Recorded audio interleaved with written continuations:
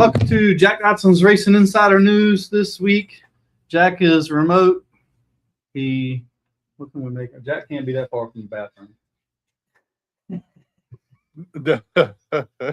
Having car problems. You know, he just bought a car.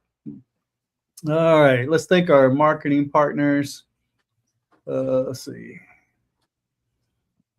Los Compadres, our UCAR division title sponsor. Thanks, Edgar. I know. A new restaurant yesterday. Yeah, or Friday, I think they opened a new restaurant. Last week, I went there last night. Oh, did you? It is beautiful, nice. man. Yeah, so Jack's got to talk to Edgar. We'll come over there and do a show from there maybe in the next week or two. I think we got one for Eddie's scheduled, and Jack was setting up all kinds of shit at Richmond. Oh, good. Let's see, we got Factory Canopies. Thank Todd Davis for supporting us all these years, and hopefully he'll get back to Jack at some point, and we get our buddy his tent. Mosquito Joe at the Peninsula, get 50% off of your first month of service. Mosquito Joe's, just mentioned the racetrack or Jack. Papa John's, Jack's not gonna get any of his pizza this week. I mean, I don't know what he's gonna eat now. I mean, he just loves his pizza. Papa John's, appreciate Papa John's for providing dinner every week. MPM Marketing with Tanya McAllister. Thank you, Tanya, for helping us with our suit this year. We greatly appreciate that. And as long as you don't want to send us a bill for the suit, that's fine. Bonder's Brothers Distillery. Robert Bonder, thanks Robert for, man, been with us for, I don't know if about the longest, but pretty close. Been with us for a long time. Appreciate those guys. Jack needs to go get us some product. Had to get us some product and get Eddie a little bit, so he'll stay out of our product. Yeah, that's right. Slinger Speed Company, your local t-shirt shop. If you want your local t-shirt shop, get you some race shirts. Hit Tim Brown up, tell him we sent you. Langley Speedway, seen Bill this weekend. Appreciate Langley Speedway. Thank everybody, Bill, Chuck, and Terry, for allowing us to do the show from here. This has really been home for us, and I mean, they're gonna have to get Dog the Bounty Hunter to get us out of here now. Fast Eddie's Barbecue. I think we'll Fast Eddie. We're going to be going to his house next month, I think, Jack. I think that's kind of what we had. I think he said September the 15th. Yeah. I'm glad you're doing it that week, and not the following week is not allowed because I won't be here. Well, don't. I wish you hadn't said that because we might try to change it. Pepsi Mountain Dew is mine, Jack's drink of choice there. Paquette Power Solutions. So Keith Paquette, get you a new generator and tell Keith to buy you lunch. He'll provide lunch. It might not be but just a Happy Meal, but you'll get lunch. C.E. Clark Contracting. No, Eddie Clark. Appreciate Eddie coming on board this year. Eddie's become a good friend and great fan of the show. Appreciate that, and provided lunch for our sponsorship package this past year. Appreciate that. GAC, Great American Company. Garamo Amaya, he's living the American dream, and I think Garamo is probably our longest sponsor. And some of the stuff we had to go back and thank Brian Morehouse has helped us off and on throughout the years, and appreciate Brian. Miles of Seamless Gutter, Vivian, Daniel, Mark, Courtney, Kurt, appreciate everybody out there at Miles of Seamless Gutter for putting up the money that allows us to give it away every year, and it turns out really well, and we appreciate their support. And Langley Speedway appreciates the things that the Miles do, so please go like and share their post. Frontline Performance Race Fuels, Parts and Lubrication, Sammy Gay, appreciate Sammy. Our pit road roundup at Richmond did really well, Jack. I think we got about 13,000 views so far. AM Media, Ashley Miller Media, thanks for making Jack look good, and that's really hard to do. I mean, I try every weekend, and I can't do nothing with it. Yeah, you can't do nothing about it because you ain't got much to work with yourself. But I'm TikTok famous, Jack. Yeah, okay, one thing. Them girls didn't ask you to do a video. Old and dusty shirts, man. Looks like we sold a few more shirts, Jack. I seen people messaging us. I seen you were talking to them. Got a few more shirts sold. Still got plenty shirts to sell. You got your options of black and white, $25 for a shirt, and $10 can go to a good cause that we will announce at a future time. And with that, what's up, Eddie Clark? Victor, what's up, buddy? Something came up on my calendar. Yeah, he says he has to put it off to the next week. That's not that's not an option. All right, what you got for the news there, Jack? All right, we had a good time up at Richmond this past weekend at the Richmond Raceway. A lot of things going on. Got to talk to a lot of people up there. Got some things lined up for the show coming up. I know, but you know what? I cannot believe the whole Connor Zillage thing. That's unbelievable too. I didn't expect it to happen that fast. I did not see that one coming. Well, I kind of saw it coming, but I didn't think it would happen as fast as they did it. I thought they would wait a while before they made that announcement. But yeah, I mean, it's put silly season in full effect. Who's going to? Oh yeah, everything's changed now. Yeah, I think it looks even like Josh Berry's going to end up at RCR more as it goes on. So I think I think that'd be a great fit for him. So anyway, up at Richmond, the Cup race winner was Joey Logano, and the truck winner was Caden Honeycutt. I mean, Caden put on a clinic. And I'm gonna tell you what, whoever seems to get in that car, he's driving that 11 car for Tricon Motorsport, Tricon Garage, or whatever it's called. Yeah. Let me tell you something. Those guys are awesome. They win races. Both of them do. That's unbelievable. Scott Zipadelli over there. Scott Zipadelli is what, the second most winning crew chief in the truck series? I think. I don't know who first is. What's his name that used to be crew chief over at Kyle Busch and was over at Kevin Harvick Racing? What's his name? I can see him. I can't think of his name. I can't either. I can't think. I don't know. Somebody watching from YouTube. His name is Good Times 7-Eleven. I don't know what good times are at 7-Eleven, unless that's his car name. But I appreciate you watching. It says SVG is going to the 2311.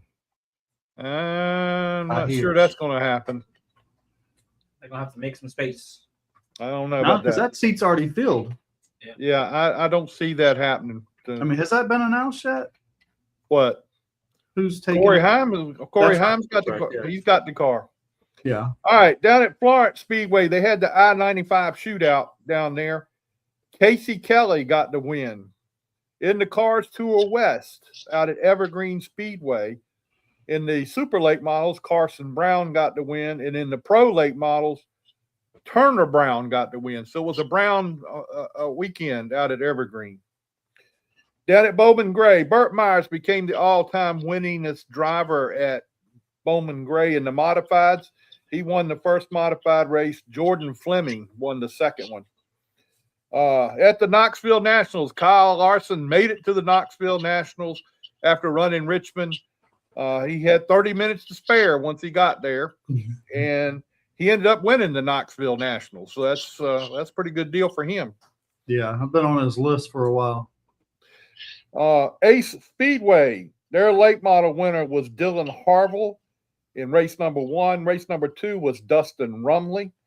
Limited late model Tyler Payne won, and in the modifieds, Gary Young Jr. won. At Lonesome Pine, in the late models, Chase Dixon won both late model races out there. In the Stars Tour Super Stock Series, they had 2 races. Joey Owens won one, and Glenn Mappix won the other. And in the Mod 4s, who won the Mod 4, Scott? All I know is it came out of Kevin Canner's trailer. It was Kevin Canner himself up back to winning another race this week. So don't even look like Rocky finished the race. Oh, really? Damn. Up at Dominion this past weekend. The American Racer Limited Late Model or Late Model, whatever they call that, Aaron Donnelly beat Aiden Millett for the win. Down at Tri-County, Chase Burgesson got the win in the late models, and the limited late model, it was Chase Pollard. Down at Newport, limited late model lead, Tissot. Up at Berlin, Tristan McKee won the big race at Berlin. And then at Dixieland Speedway this past weekend, Adam was there. We thought about you a lot Friday night when we were sitting there in the rain. Ain't have much else to do. Yeah, we were talking to Brian. We had a good time, man. It was a good show. Anyway, in the limited late model class, Ray Miller got the win. Super Street, or whatever it is, Colton Stevens. Super Fours, Ron Winterburn. Sport Compacts, Justin Bone. And in the Legends, Cody Carlton. And I raced against Ron Winterburn, so you know that he's still doing it. I mean, He's still winning. 56 years later, he's still doing it. He had a brand new car this week. It was last week. Oh, well. And the North-South Shootout will be going to Southern National Raceway Park for this year. This year? This year. Wow. It's been announced. It was announced today. Michael Diaz announced it. I wonder if they'll ever come here. I don't know. May in the future. Don't know. I'm hearing some stuff, Jack. I'm hearing some stuff. Would be cool. That would be cool. So anyway, that's the news. And that's pretty much all I got. I hung around with you all weekend, and that was about the biggest news I got. I know. We ain't got no good stories. I mean, nothing happened to you this weekend. No, that's exactly right. That's because you didn't stay with me. Yeah, and I'm probably better off not staying with you. That story's for a different show. But we told some stories. Them girls were laughing at Jack. They were laughing because you were sitting there talking all kinds of trash. That's why they were laughing. You had a captive audience, and they just kept right on begging for it. So, well, it doesn't take a lot to get me going. Tell me about it. All right. You got anything else? That's it. That's all I got. All and, right. We got somebody waiting out there. Yeah, we got a couple. Who wants to go first? You got Matthew on here first. Oh, I don't know what we got going on. I didn't even see him. He snuck in. Jack, we missed you already. Shh. All right, let's find us a video here.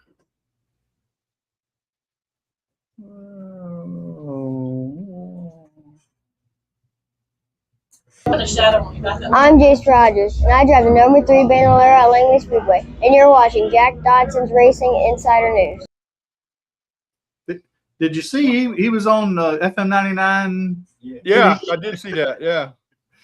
All right, we got the Hickory Cars Tour winner Matthew Gould with us. Hey, Matthew, how's everything going with you? Everything's good. Thanks for having me. All right, man. That was a big win for you. Tell us about that. Tell us all about it. Yeah, that was awesome. You know, it's pretty incredible for everybody involved with Nice Motorsports and JF Electric. You know, it was a lot of our team's first win, you know, with our sponsors and new owners. So it was really cool. And, you know, to get to do it with Connor Hall and Matt Mills, a part of our late model program. It was so cool. You know, obviously Connor was racing in Langley that day. So my dad was able to come up and be able to help us out over the weekend. And yeah, you know, it was awesome. We had tested earlier in the week with Connor and thought we were pretty good, and showed up on Friday and had really good speed and kept tweaking on it, and we had felt like we made it worse. So we put everything back for Saturday, and in the morning we were really good, and I had made a mistake in qualifying and qualified about 12th. But yeah, you know, from the drop of the green flag, kind of hung around where I started and slowly started moving forward. You know, as laps started clicking off, and by about lap 60, I had realized I had a really good chance at winning the race, and you know, put ourselves in the right spot at the end of the race to be able to take control of the race and go on to win. So yeah, it was pretty cool and awesome experience. I was going to say he won, even though despite Connor Hall working on his car. Yeah. It's good that he left. Yeah, right. Yeah. But was this your first Cars Tour win? Yeah, first Cars Tour win. Man, I mean, what's going through your mind in the last few laps? Caution. My spotter, well, Matt Mills was spotting for me, and about 7 to go, I think he clicked off like every lap, 6 to go, 5 to go. And I was sitting there waiting for it. I backed off my pace a little bit, preparing for it. But yeah, it was just when's the caution gonna fall? And then when I took the white, was going on the back stretch, I was like, man, I think we actually did it. And it's finally started to settle in. Was that the longest 6 laps of your life?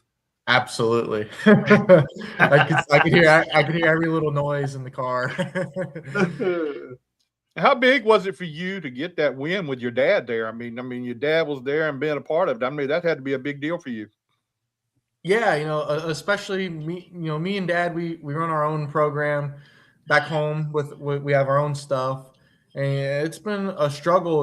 When we first moved into the late model world, we found some quick success, and it was sitting on poles and won a few races, and we found ourselves in a spot to where we needed to upgrade our equipment, and we struggled since then. We didn't really upgrade. We kind of made a lateral move, and so it's been a struggle to be able to go and compete at this level. The car, it's an outdated car. My dad built his own front clip and installed it himself. He built his own engine. He bought a used rear end and fixed it himself.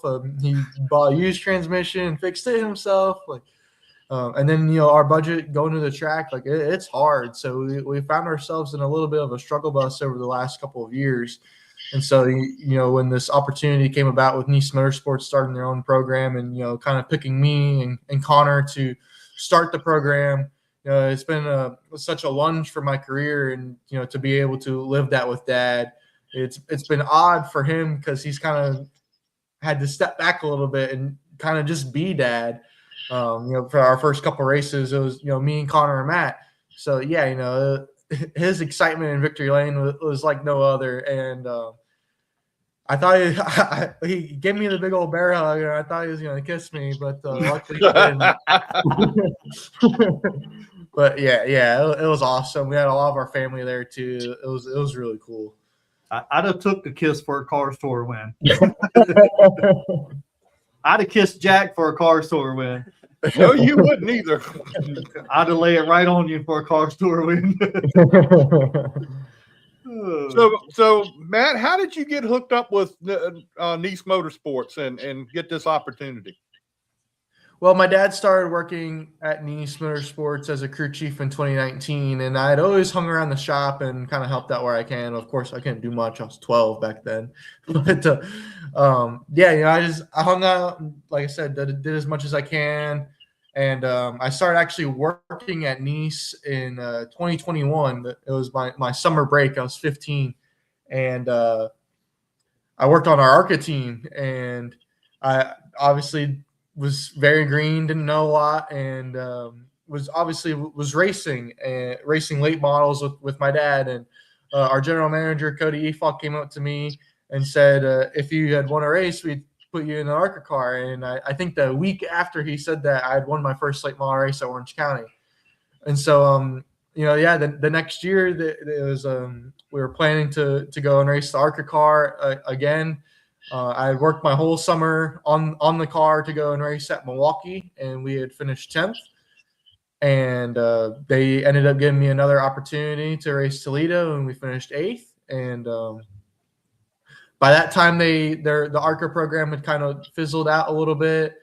They wanted to just focus on the trucks, so I just kept racing late models with Dad. Beat it up every weekend at Hickory and Florence and Tri-County, and eventually prepared myself to be able to be ready to race a truck in 2024 at Milwaukee with Nice. And it was kind of cool how it all came about. Obviously, I work at the shop, and I remember being under the wheel well of a truck, and Cody had leaned in the engine bay and said, Milwaukee or Bristol? And I was like, that's kind of odd. And I said, Milwaukee. And so he walked away. He came back out and said, all right, well, you're running the Milwaukee truck race. Get ready. Oh, man. So yeah, I got to do that. And it didn't go the way I wanted it to. We had showed good speed. It didn't qualify good for my first time, but midway through the first stage, I was really picking up my speed. I had top 5 lap times. I was getting ready to unlap myself, and we had some fuel pressure issues.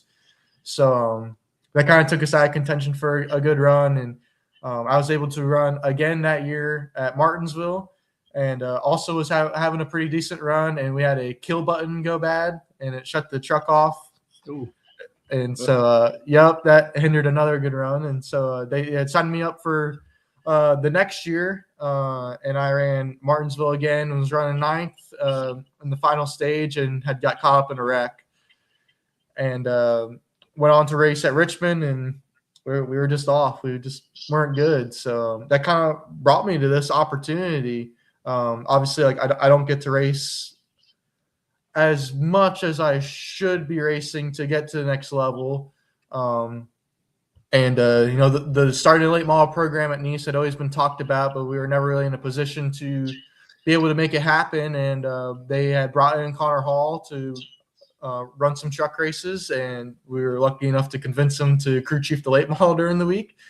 So, all the circumstances were right to be able to make this happen for this year. So what do you do during the week? Do you work on the truck side? Well, it changes by the week.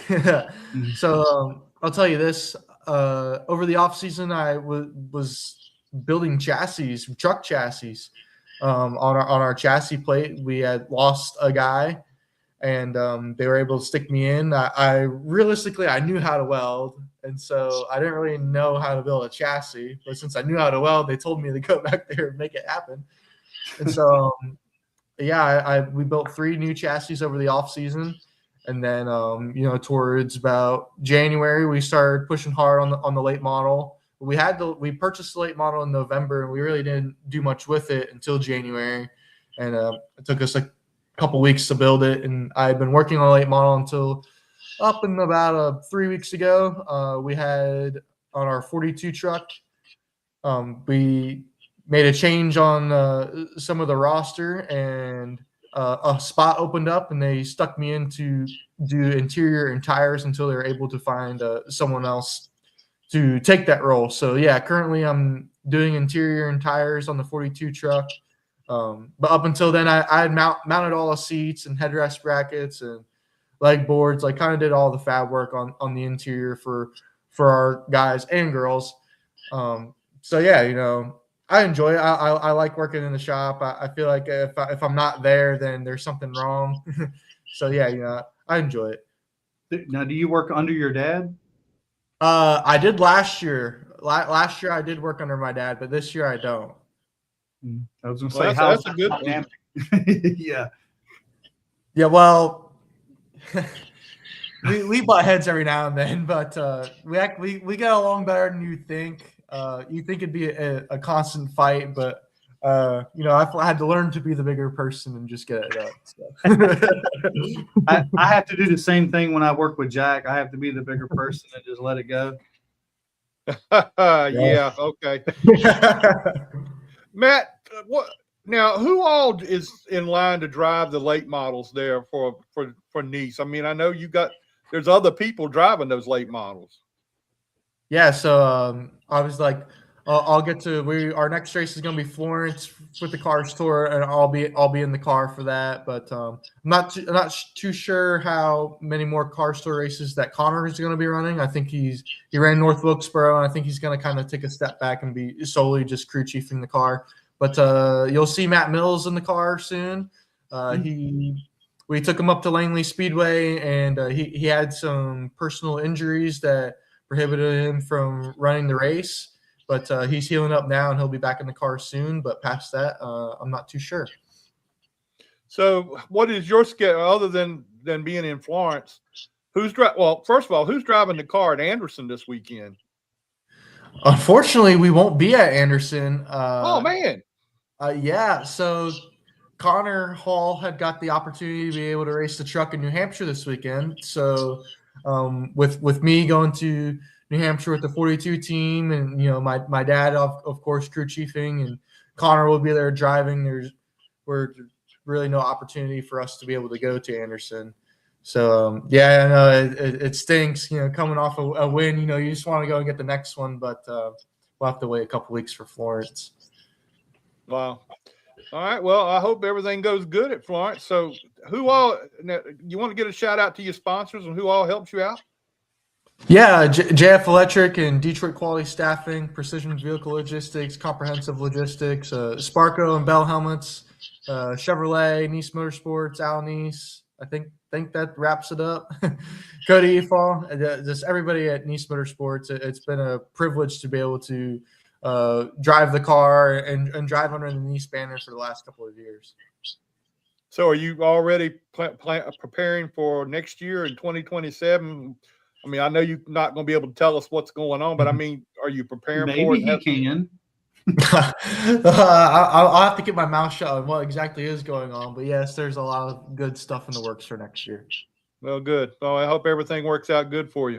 Well, Matt, we appreciate you being with us tonight, man. Thanks a lot for spending some time with us. We'll get you back on here and talk to you again sometime real soon. Yeah, of course. Thanks for having me. All right, man. Thanks a lot, and we'll talk to you again soon. Yep. Thank you. See you, Matt. Thanks, buddy. Yeah. Being winning your first car store race. Dude, yeah, I know. I mean, with his dad there, that had to be huge. Yeah. With some family and friends and but then Connor's not there. He's technically the crew chief, his dad crew chief, and That's okay. He got to celebrate on FaceTime. yeah. He was there in spirit. Yeah. Which is cool. But So, Jack, you're gonna have to tell Clay that he's gonna need to make his pick this weekend and tell him Connor's coming. Oh, Connor is coming this weekend. Well, no, he's No. going to New Hampshire. No, oh, yeah, he's going to Okay, New we're gonna Hampshire, go yeah. tell Hopefully Clay Clay's that. not watching. We're just not going to tell him. Oh, okay. I don't see him on here, so I guess he's not watching. All right, good. He might not be out of bed yet. I don't know. Yeah. That'd be hilarious if he does. And then he's going to Washington this weekend for the Indy race. So Oh man. Oh, that's right. He's going with the friends, right? yeah, they're all going up Yeah. there for. That'll be neat. Where's he going to sleep? Because they said they won't know where for him to sleep. Was he sleeping on the floor outside the door or what? I don't know the logistics of the whole thing. All I know is they got a camper and they're going to be staying at in a camper.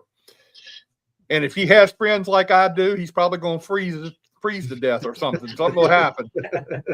I was just say, all you know is you got a free weekend. Yeah, that's exactly right. You're exactly right. But does that mean that you're gonna come to Langley by yourself or? I don't know. My wife might come with me to Langley this week. What's that scared look in your face for? Blink if you need help. Stop.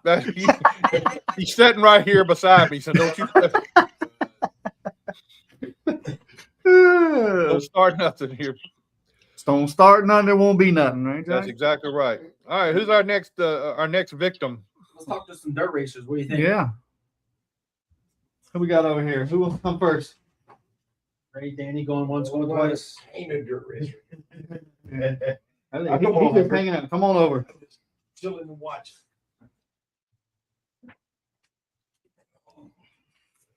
Eddie said he don't see any danger in freezing this weekend.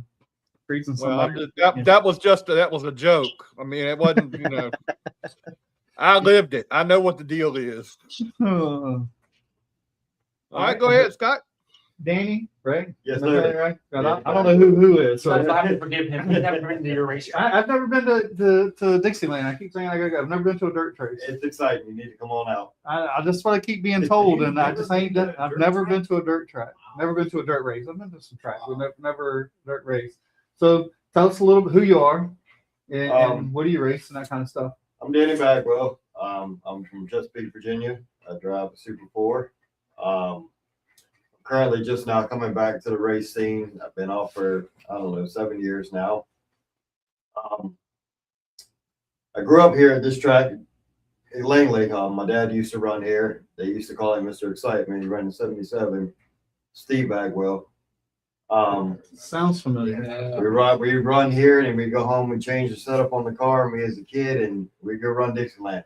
Is that right? Yeah. Wow. And then turn around and set up the car again, take the same car and run Saluda all weekend long. Oh my goodness. So, had a bad week this week. I came back and put it on the podium with a third place finish after 7 years of being gone. And car was just upset. And I went home and made some changes and ran out of time, set up the front end, and didn't really get a chance to take any of the rear steer out of the car like was needed to be. The car needs to be neutral, for some of these cars. And this week, the car was just upset. They wanted to do a donut every time I let go of the steering wheel, and it actually happened a couple of times, on front straightaway and turn 2, and it was just a really bad week. We blew a radiator hose. The car was running hot. So I show up by myself, run the car by myself. I leave by myself. I've got a few guys that help me, during the week. And towards the end of the show, I'll give a shout out to them. But we can do it now, Brian Harris, I thank the man for coming out and helping me and putting his money towards the car. We don't have any sponsors, and we run, spare parts from other racers, and given a name like Ron Winterburn, he puts a lot into the sport. The Rollisons, they loan me a motor. Nobody just loans anybody a motor anymore these days. I mean, they're so expensive. So I want to thank Rollison Racing for trusting me with their gear, their motor. Without them, I wouldn't be on the track right now. I had bought the car, was supposed to be race ready, and something told me to tear the motor down and go through it, and we found some issues. So I decided to take half the season off and, let something come together instead of just throwing something together and going out there and hurting somebody else or hurting myself. But I'm really proud of, what Mike West and his wife and the family, are doing for Dixieland Speedway. I don't know what's up for our class, in the coming years. I've heard of some changes being made, for tube chassis versus, floor plan cars. I hope that doesn't happen. I hope that we can kind of combine the two classes. The guys from County Line, they come down, they put on a heck of a show. Maybe we could just alter, the scheduling to the week the County Line has off and allow them to, come down and ride with us and build the class up some. Yeah.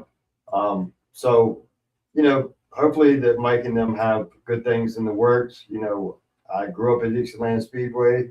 Again, that's my home track. So you'll be seeing more of me, and I will get it together. It's just been a struggle.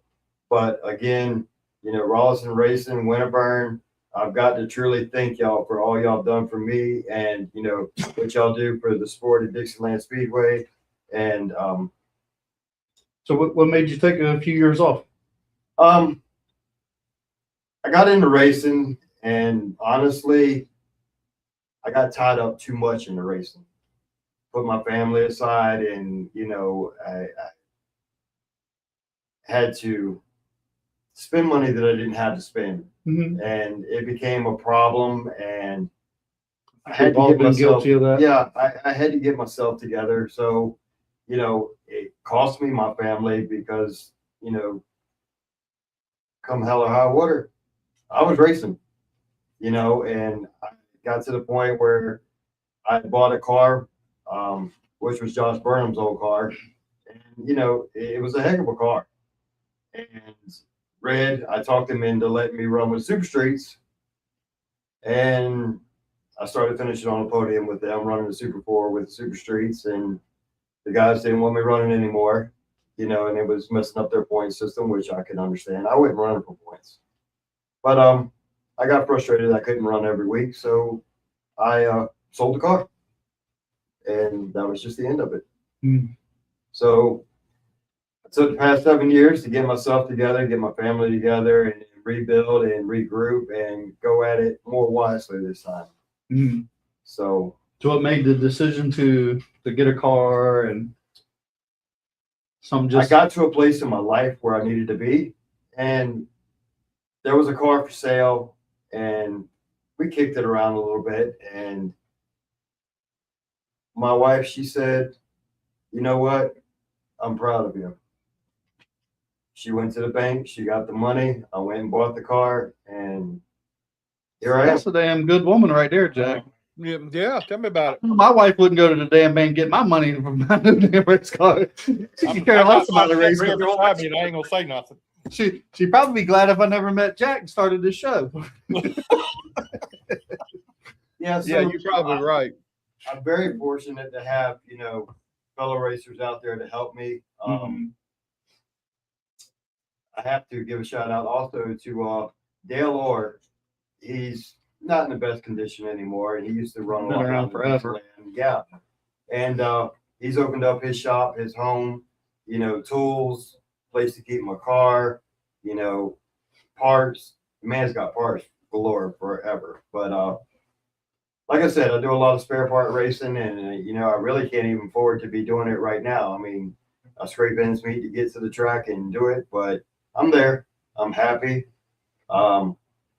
It's a part of my life, part of my childhood that can't be erased and never will be erased. And got a lot of memories of Dixieland. And did you ever try asphalt or? No, I never tried asphalt. Growing up as a child, I was best friends and friends of the family, and my dad and my grandparents, and the Shiflets. We were all family. And I grew up around them with the asphalt racing, and honestly, I wouldn't mind climbing into an asphalt car to try it. But it's an adrenaline rush with the dirt. Coming out of turn 4 and kissing that wall and not sure if his car's gonna grab or not. But it certainly looks like a lot of fun. It is. But it's an expensive sport itself, and financially wise, I don't think that I would ever be able to afford to, get involved with the asphalt. I mean, one of the Shiflets was telling me, it takes them $1,500 just to fire up on a weekend, just to show up. I mean, as if you don't turn on the. Yeah. So, which I guess Dean was done. I hadn't seen Dean. I think Jeff's come back out to dirt again. Jeff's Yeah. racing the last couple of years. So, Well, I know the Super 4 class there at Dixieland, that is a great class. I was down there week before last, and I tell you what, that was a great class to watch. You guys put on a great show that night. Yeah. Is that the class you used to be in, Jack? Yes. See, I knew there was something. It's a tight neighborhood. I knew there was some reason he's like, I love that class. Well, I always like the mini stocks and the Super 4s or whatever you want to call them. That's what I raced, and I love being in part of it. I love being a part of it. Well, if he ever tries asphalt, I hope his asphalt goes better than your asphalt started. Jack got my asphalt. Don't you start. I know what you're getting ready to say, so you might as well just leave it right there. Don't say it. But he got lapped twice from one lap by Robbie Parker. You know Robbie. Yes. Now him and Robbie Robbie Parker's my my hey Scott. Yeah. Robbie Parker's my buddy, and we've done got this rectified now. So you need to hush. We don't need to listen to that. He's living in the past. He hasn't publicly posted that, so I'm gonna run with this lie as far as I can. Don't worry about it. I get it. I'll get it taken care of. Don't worry about it. I mean, him and Parker are so much buddies now. He didn't like him all over a t-shirt. Yeah, 2 months ago. T-shirt. He was the biggest liar of Virginia, and now we're standing in the media center, and Butterbean hollers across the damn media center. Old and Dusty. Old Dusty. Jack's famous. Yeah.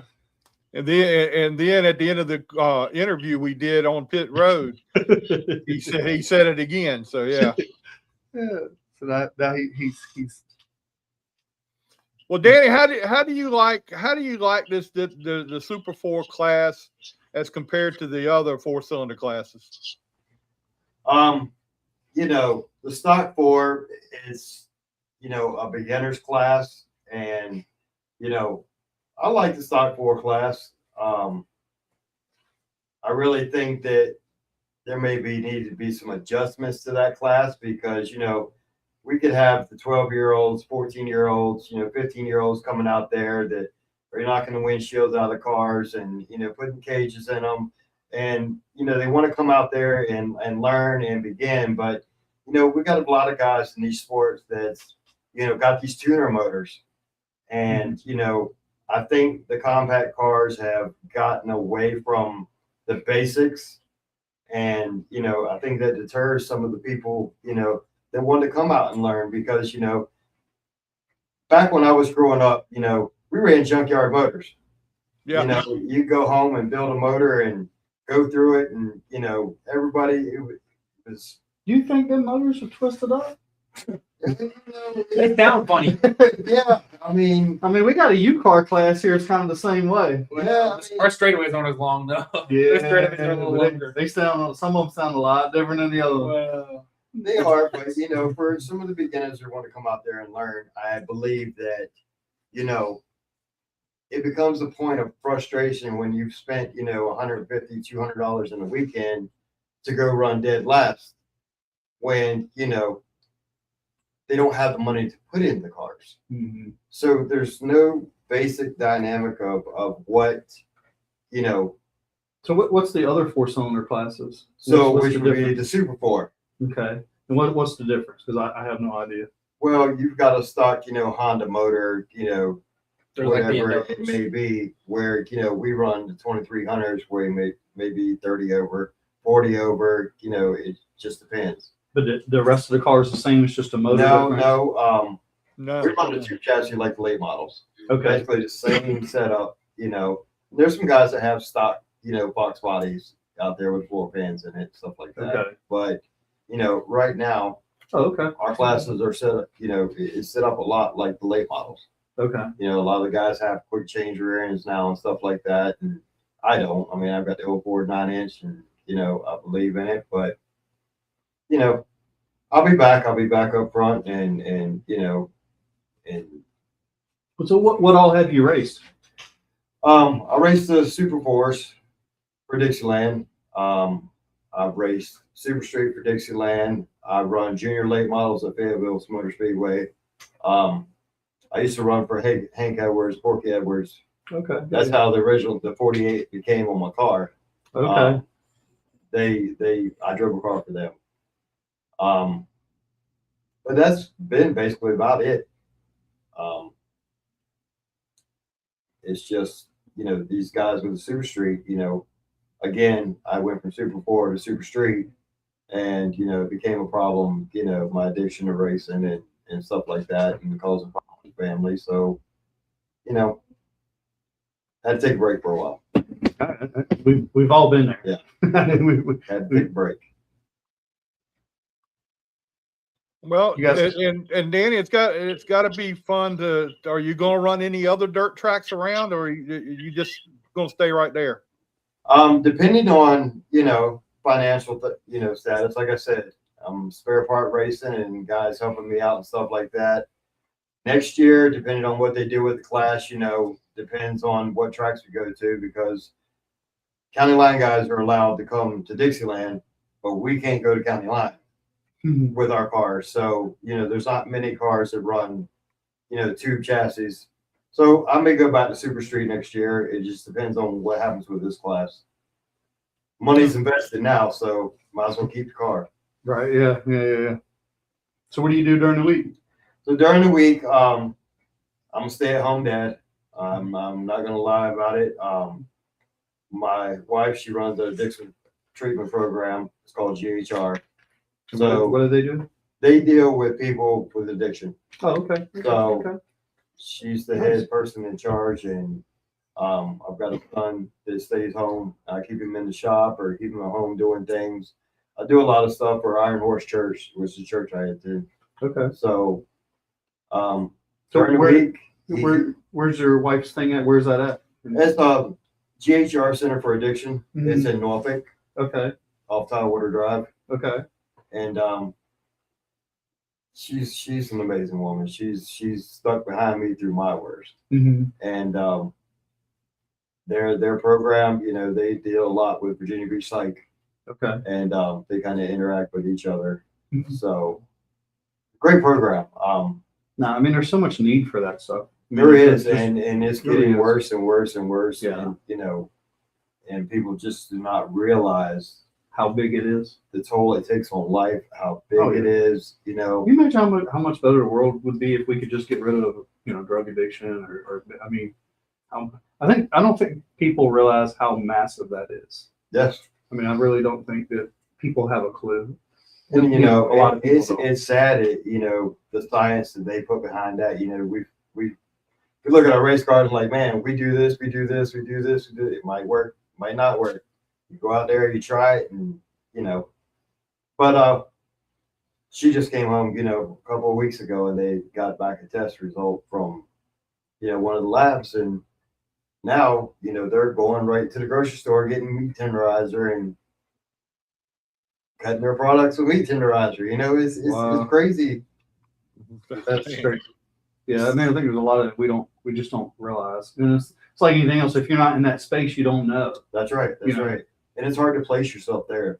Sure. You know, you can look at somebody and say, hey, I just do not understand what's going on. And, you know, I'm not going to lie about it. I'm not ashamed. You know, I fell wayside, you know, years ago to addiction, and it was a hard fight. Sure. It was a hard fight coming back, you know, but I was in a lost, lonely place, and what I was needing was that love and support from the family. But in the meantime, I was losing my family because until I joined a recovery, I didn't know that my wife and family couldn't give me the type of love that I needed.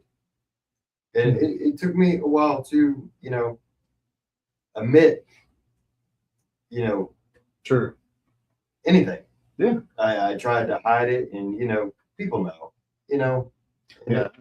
And it's a sad story, but I'm back. I'm happier than ever. I'm healthier than ever. I want to thank a lot of racers, you know, because during that struggle and time in life, you know, a lot of racers were helping me. A lot of racers had my back, you know, and they didn't give up on me. They had to walk away. Right. Yeah. And now that I'm back and, you know, apologetic and talk, they're right there with me again. That's great. You know, 100%. So, well, I think it's positive for other people to see that, because I think that sometimes when you're in that, I don't think people can see anything but the worst, right? Right. They can't see that there is another side. Right. It's not easy, but I think every family is connected somehow. Another. I mean, I've lost 2 nieces to drugs at a young age, under 30 years old. You know, overdose. I got a cousin that's been in prison. I think he'll get out when he's 58. I mean, he spent the majority of his life in prison from drugs. You know, I mean, it's a dead end street, unfortunately. But I mean, I think every family has been touched by it. And you know, I'm very fortunate, you know, to be a survivor.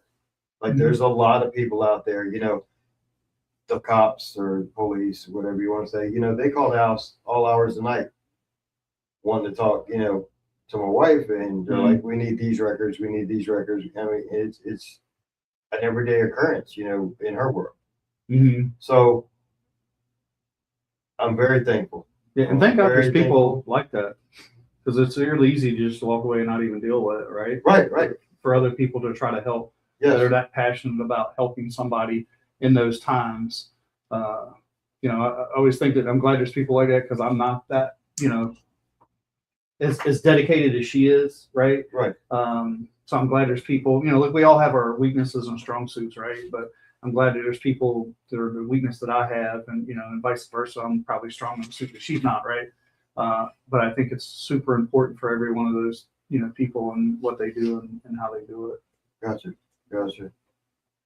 Well, Danny, we appreciate you coming out tonight, man. It was nice to have you come out. Hopefully we will see you down at Dixieland again soon. Yes, next week. We got this week off, and I'll be back next week. Maybe I'll have something for him then. Yeah, maybe you get to Brian afterwards. I love Brian to death. Brian's good. Man, thanks so much. Thank you for having me very much. Appreciate it. Thank you, bud. Yep. Thanks, Brian, Danny. Yes, sir. Thank you, bud. All right, who else we got waiting? We got CALE Pettyjohn waiting. All right. You can come over and hang out if you want to. We got somebody else, and then we'll come too. But if you want to come sit and hang out, let's see what we got here. Hi, my name is Paul Scalisi. I'm a scoring official here at Langley Speedway, and you are watching Jack Dodson'S Racing Insider News. CALE Pettyjohn, how you doing, sir? I'm doing good. How are you doing? I'm doing really good. Now, my first question to you is, how are you kin to the legend of the Pettyjohns up around Delaware, up in that area? The Delaware Speedway and everything. How are you kin to them? So, my dad is David Pettyjohn. Okay. His dad is Eddie Pettyjohn. That's the one I was thinking of, Eddie Pettyjohn. Yep. And then my uncle, which is his brother, is Mark, and his other brother is Kenny Pettyjohn. Now, Eddie used to race up there too, right? In Delaware for a long time? Yeah, he did. He raced for a very long time. He raced probably, I'd say, when do you think? Since the 60s? Yeah, like 60s, 70s. Yeah, he was in the 70s when I was up at Delaware and went to those races up there. He was racing then. Yeah, he was racing Winston Cup stuff. Yeah. A lot at Dover. But yeah, no, he was big in it. And when he got my uncle and my dad and stuff started in it, they kind of took off with it from a young age. I'd say probably 16.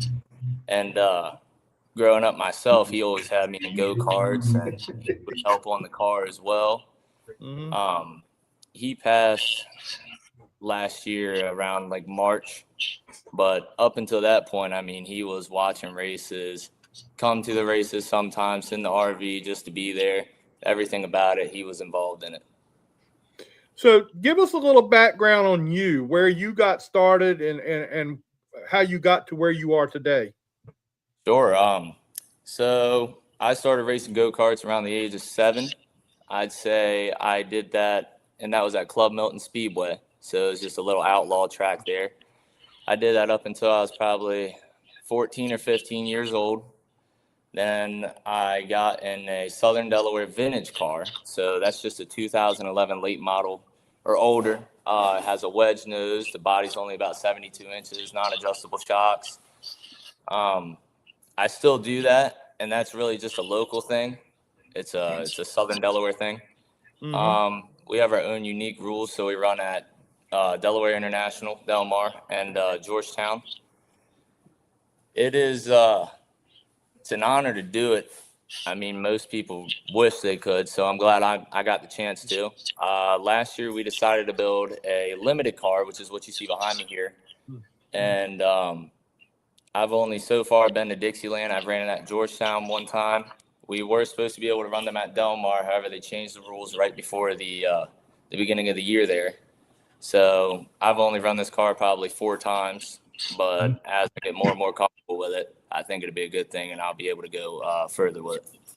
So you've only been to Dixieland the one time, you said, and what did you think about it? So I've been there twice, and Twice. It's a really cool track. I've had very unfortunate luck both times I've been there, however. Both on turn 1, which stinks, but I'm gonna keep trying. Both times were bumpers. It's a cool track though. Qualifying, I didn't really get a good sense of what the track was like just because it wasn't running all the way, but I still got around there with those guys. And watching them boys run, I kind of figured out how they do it. It's really a one-line track both times that I've been there. So just the adjustments that we're trying there and whatnot, I feel like we are getting somewhere. But I'd like to try a couple tracks down south and out west a little bit. It'd be pretty cool. Yeah. So will you be coming back to Langley in the near future? Yeah, I would say, yeah, there's a good chance of that. We want to try tracks like County Line, Winchester, all of those types. Dixieland would be that's a cool track, but I would like to go back there. It's not that's probably the closest track that they have limiteds at to the house.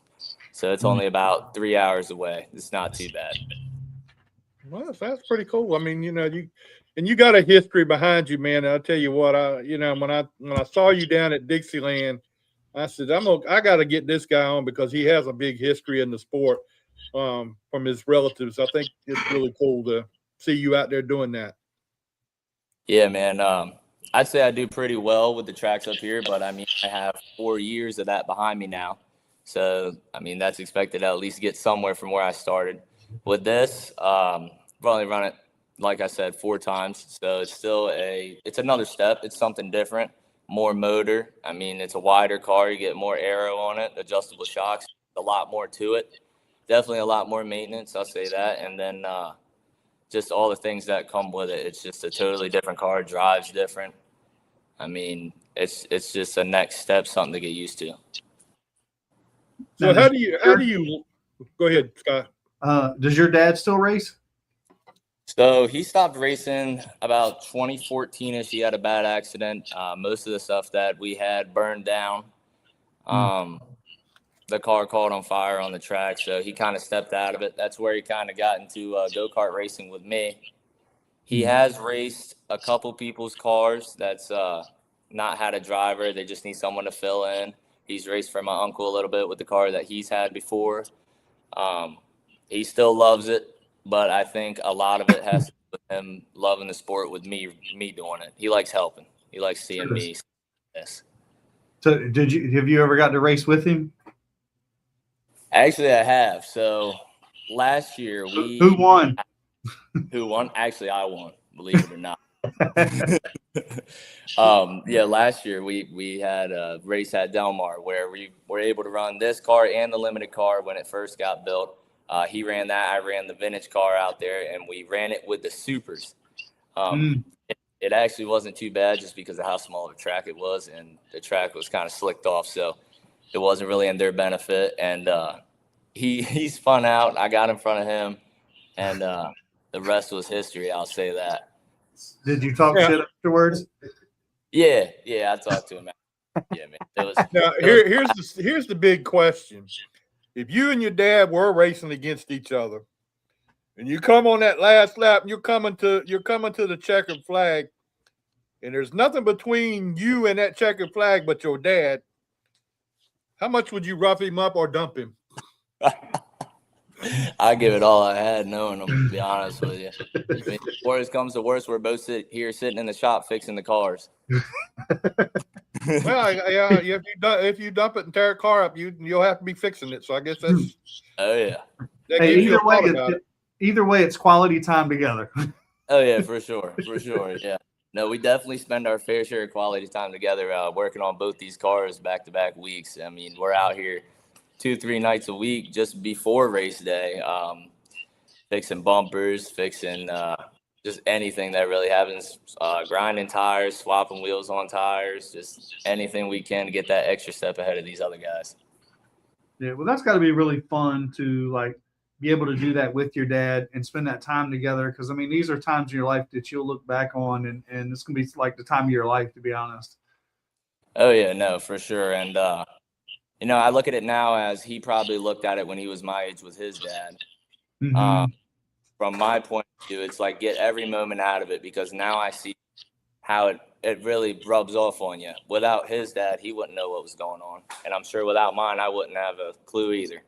Right. So yeah. Hopefully I can keep the generations running with my kids, and it's just an ongoing thing. And I'm trying to learn as much as I can now before it's too late.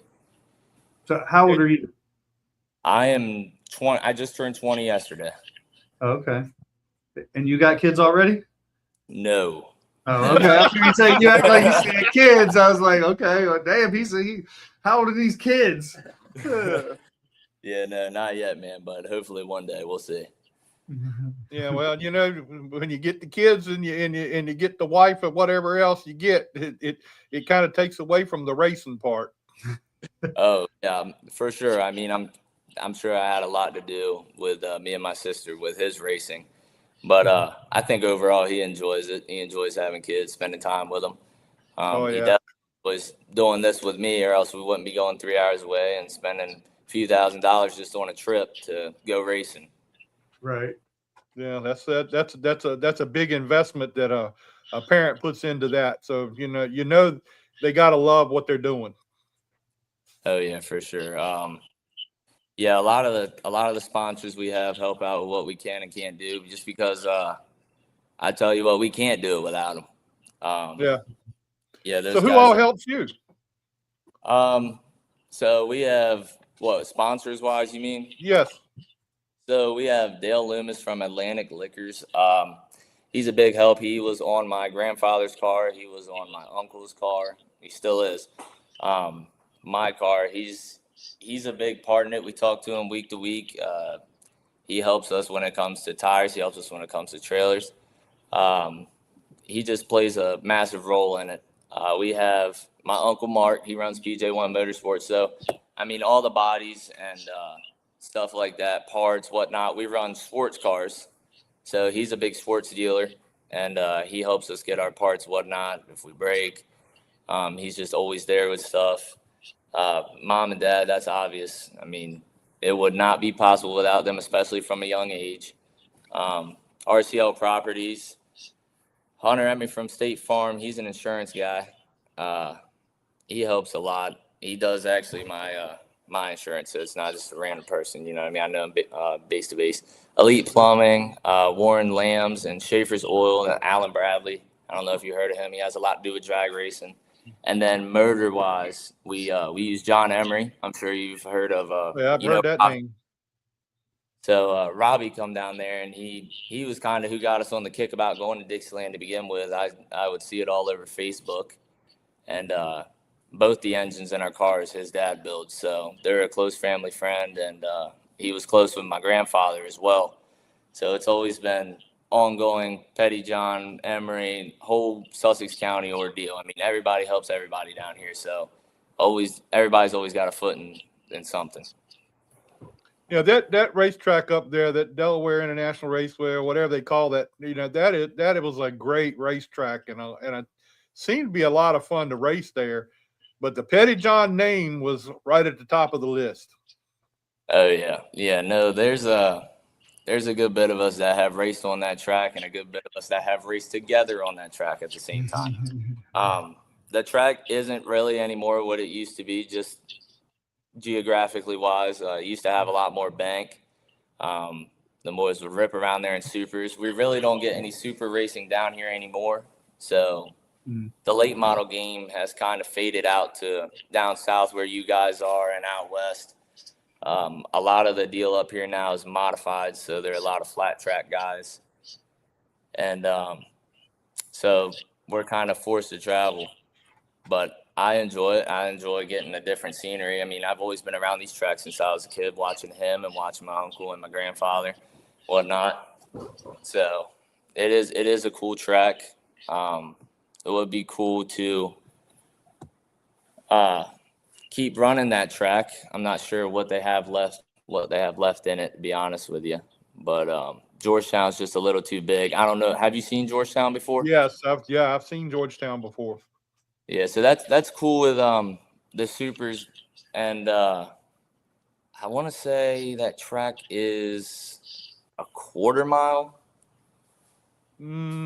Yeah, It's a half mile. Sorry. So it's a big track. Del Mar, I believe, is 3/8, and then what? You can talk if you want. And then we have Middle Forest, but he's sitting behind the camera here trying to help me out a little bit. But we have another track. It's called Middle Ford. They just opened up this year to make the track a little bit wider. They're running modifieds there and whatnot now. They were a big micro track. I've actually ran this car there before. It's pretty tight, but it is tight racing there. It's good racing. It's about the size of Dixieland. I'd say it feels a little shorter down the straightaway. Turns are about the same though. But no, up here we have all we want. If we want to go racing somewhere, they'll have us gladly. Yeah, But, I mean, you got a bunch of tracks. Ain't no doubt about it. Oh yeah, going down to where you guys are though, it's a blast because it's new people. You get to meet new people, new scenery, something different. I mean, up here is totally different from those tracks, and I'm trying to get that experience now, so that way I'm comfortable with it in the future as I move up through limited and supers and whatnot. If I get to that point.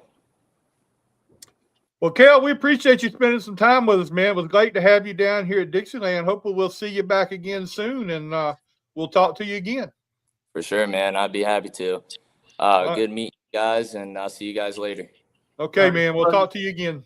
So you take care. All right, so that brings us to you. So who are you? And would you race Dixieland? Who are you? Yeah. Asphalt guy, man. Come on. Right? You gotta be one in every crowd. One in every crowd. Ray Miller, racing Dixieland. And what class you racing in? Late model. Late He's the points leader, Scott. Come Oh, he's fast. And won like the last 2 races or 2 races. Yes, sir. Yep. Last 2 races down there. So how did you get started? What got you into the dirt? Oh man, I started racing when I was 8 years old. My dad got me racing go-karts. Where'd you race karts at? Dixieland? Or? Yep. Oh, really? Okay. Auburn Kart Club. Mm-hmm. Yep. Now I've raced there. I've raced at the Kart club down yeah, kart club. On dirt? Mm-hmm. Yeah, believe it or not. What? Yeah. It's easier when you have somebody else doing your tires. 'Cause I'm gonna tell you what, that's some damn work. Them tires are work. That's why he came to asphalt. It's much easier. We don't have to do all. We don't have to clean them every time they come off. Put some more prep on them. Some goat pee. That's all day work right there. Yeah, it is. Yeah. I just went over to Noblet and got some tires from him. Oh, So there you go. that was the easy part. There you go. No, but real well. Yeah, yeah. When everybody's asking us, well, what do you do with your tires? I said, I don't know. They come from Richmond. They're like, oh, you're good.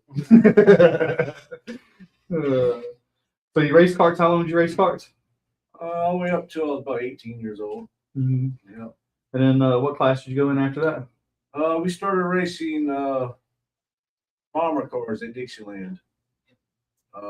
They had B and C bombers. They were like street stocks. Okay. Me and Dad raced those up until I was probably 21, 22 years old. Mm-hmm. And then took a break and got back into racing the late models, I believe 13 years ago.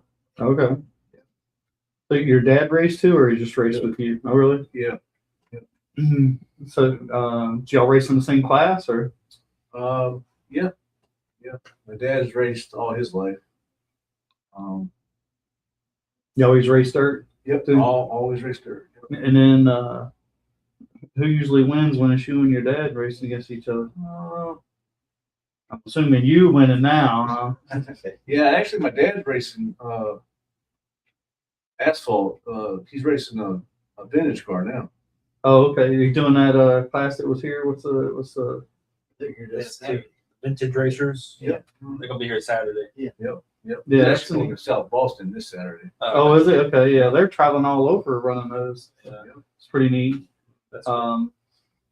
So he's not racing dirt anymore, or he's just No, he's not racing okay? dirt Gotcha. anymore. So you got any kids that want to race? I have a 9-year-old daughter. I got her. I tried to get her into go-karts, but she didn't like it. She did not like it. So she's in the horses right now. I don't know which one's more expensive, the racing or the horses. I heard the horses are pretty expensive too. Well, Ray, let me ask you this. I mean, you've been around Dixieland for several years. The progression of how things are going at Dixieland, how do you like what's going on there and how it's progressed over the last few years? I think it's good. Mike West and his wife, they're doing a good job with it. Honestly, I'm just thankful it's being kept open. You know, every year you wonder if it's going to be open, you know, whether or not we have a place to race. So, yeah, I mean, like we went through that here, right? You know, it's closed Yeah. down for a year. You don't realize what you got till it's gone. exactly. You know, and that was a tough year for a bunch of us, man. You know, you don't have somewhere to go, and it gives you a different appreciation for what people were trying to do in the background. It's Right? close, yeah. I know Brian, we were talking to Brian on Friday as the truck race was getting rained out. He was talking about how he likes to want people running the race now. He said, but I am biased. So really, he's like, yes, my cousin. I was like, oh, okay. Yeah. No, they've done a great job. And they're racing every week now, Yeah. which hasn't been the case. Oh, okay. They usually race, I guess, every other week. But Mike and Rachel have now got a every week they're racing something. I think they had like 30 races on the schedule this year. Yeah, Oh, wow. And which is a yeah, lot for them. they've done a great job. They've added divisions too. So is every class run every weekend, or we kind of like here, some run one week, some run the next week, kind of thing? So you get a little bit of break. The late models race almost every weekend. I The think. late models race almost every. I think they've had like 1 or 2 Over the weeks off. Yeah. but They bring in a couple touring series, Modified Mafia. Yep. They brought in Crown Vics this year. Crown Vic, what you call it? It's got Great Crown cars. Vic's blowed up, right? Yeah, they've blown up really well. Legends race there every other week. Oh yeah, yeah, It's their second year, so they're doing a lot of different things. Yeah. And it's been good. I hope they come back next year.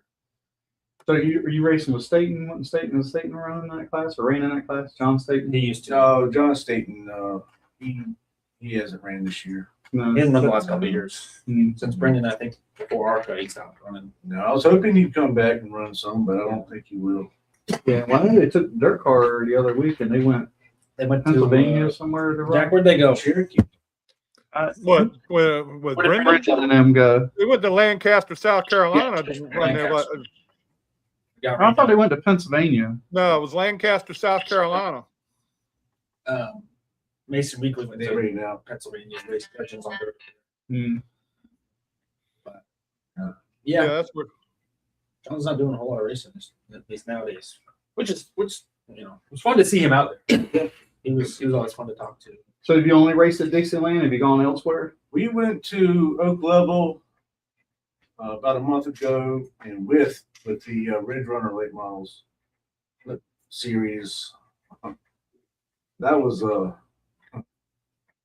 wild. Is there more to the story? Or? Oh man, Got the cameras. Oak Level was interesting. That it was real hammer down. They got some rain. We ran good, about mid pack. It ended up raining out. I think we got halfway. It rained out, and then we went to With, and I've never been on a half-mile track. That was Big. 120 miles an hour into the corners, and I've never experienced anything like that. Mm. And started fourth, Good. fell back to 7th, Okay. There it is. working my way back up, and I think I was passing for 4th, and I dove down into 3 and flipped the inside wall and quarter front nose off of it. Yeah, that was, That's a rough one. but it was fun. Well, Good experience. do you plan on doing any more of that traveling around, or? Might go to Potomac. Okay. They've got a fall classic Labor Day weekend. Mm. And then kind of loud race for the kids that I like to try to make. Other than that, I'm a points leader for Dixieland, so Yeah. I'm Keep kind that of going. committed Priority. Yeah. to that. So Now, in your time at racing at Dixieland, you probably raced against some of the guys that had come along. He probably knows Brickhouse, Jack. Rodney Brickhouse. that's who I bought my car from.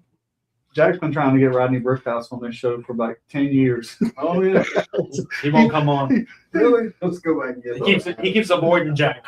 It's either that or he don't know. Jack's been trying to message him and everything else, and he ain't heard nothing from him.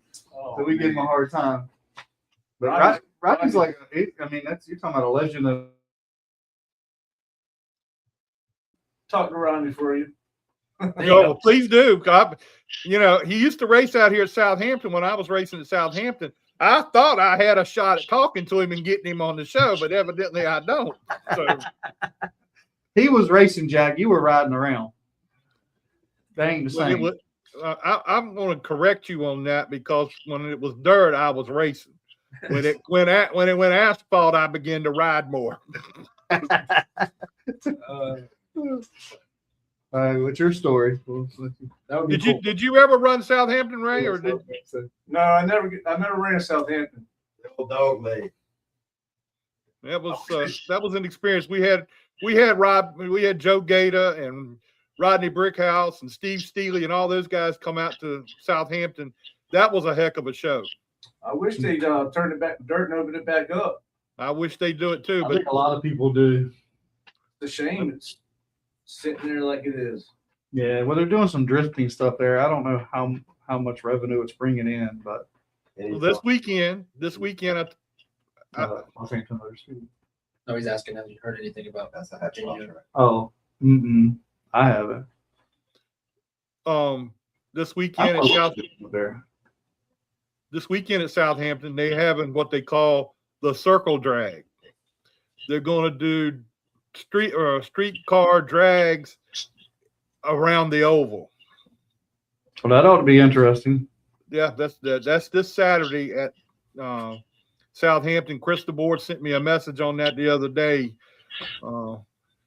I told him I didn't think I'd be able to make it because I was planning on going to Langley, but you can't go. Clay's not going to be with you. Huh? You can't go. Clay's not going to be with you.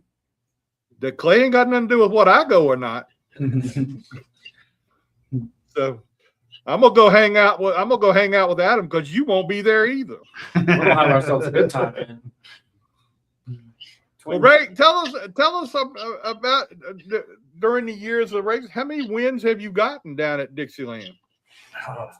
Not very many. I mean, couple in Super Street, couple 2 or 3 of Sportsman.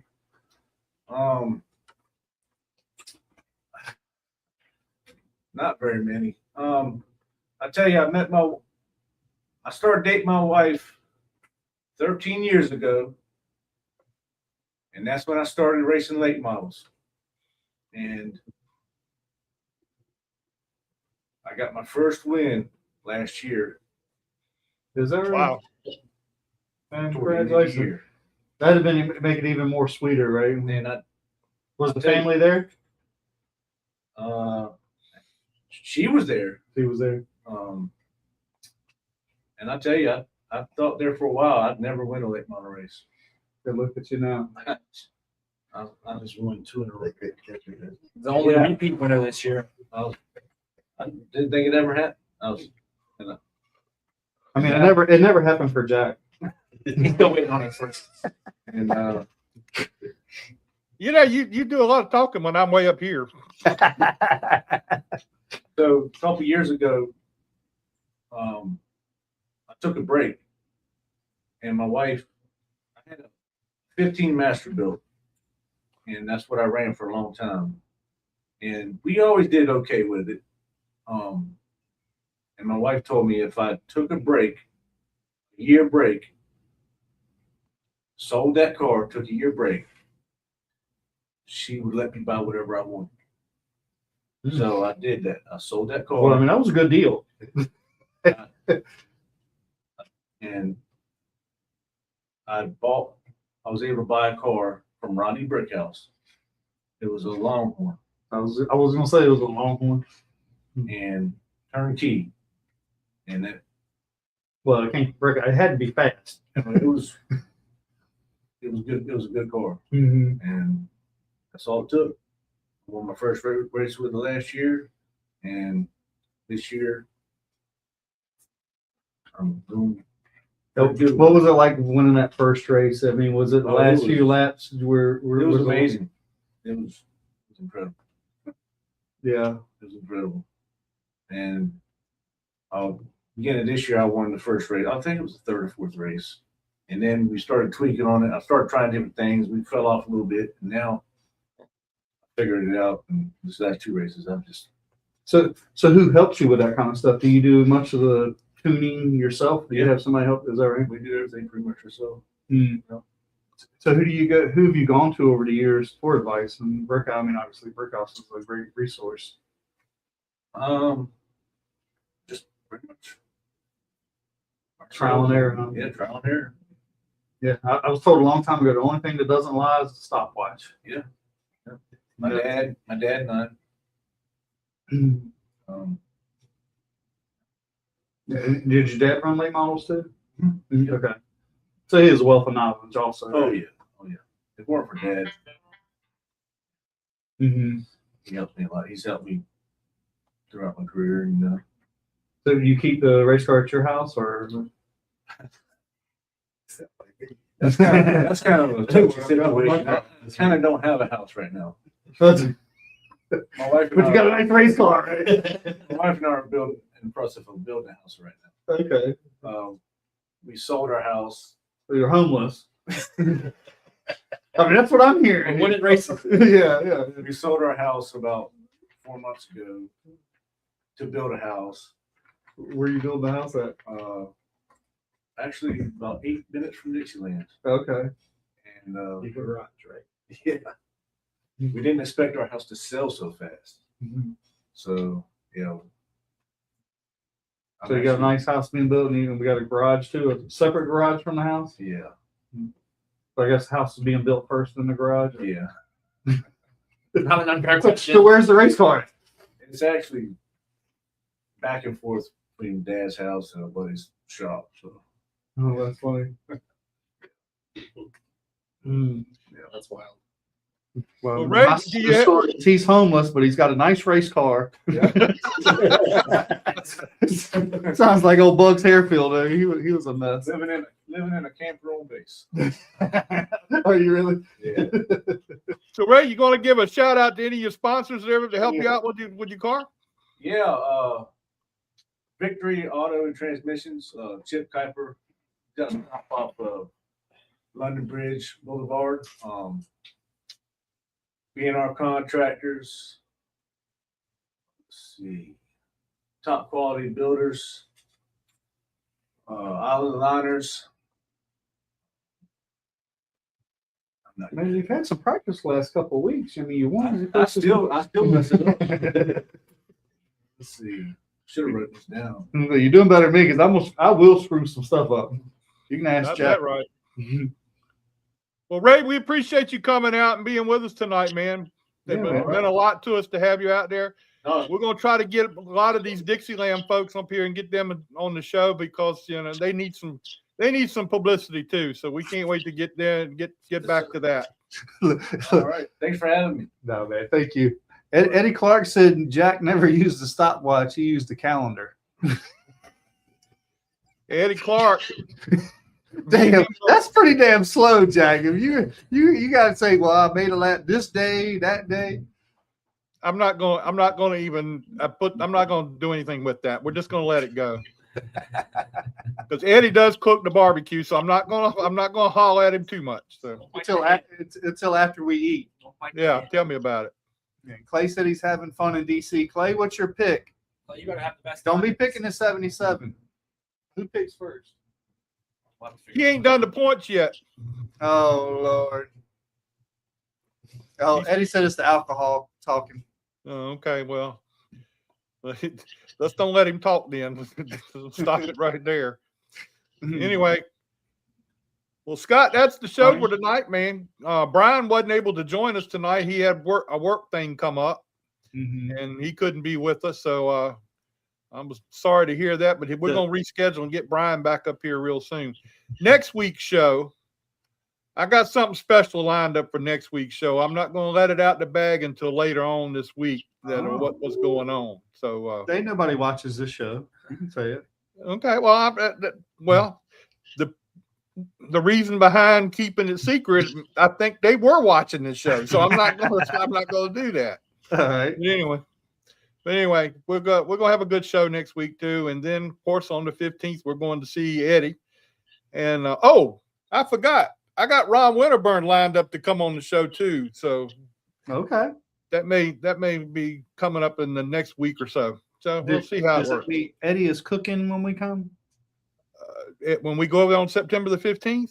Yeah, he's cooking. He said he was cooking. Okay, I'm just clarifying. Yeah, we're going over there. We're gonna have Keith Paquette's going to be over there with us. We're going. Oh, there's we're gonna definitely have a little lunch then. Yeah, we're gonna have a party over there that night. So. Anyway, all right, everybody. That's our show for tonight. Thanks for watching and joining in. And please like and share. And we'll see you again next Tuesday night. All right, guys.